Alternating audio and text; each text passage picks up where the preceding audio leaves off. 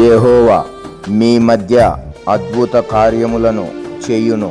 యెహోషువ గ్రంథము 3వ అధ్యాయము 5వ వచనము. Praise the lord. మాకనుగ్రహించిన దైవ వాక్యములచే మా మనోనేత్రములు వెలిగింపుమయ్యా. రక్షణ నొందిన వారికి దేవుడు, రక్షణ నొందిన వారికి దేవుడు పొసగిన శక్తిని ఎరిగి జీవింతుము.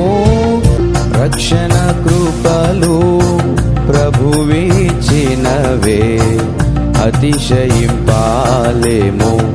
అంతయు కృపయే.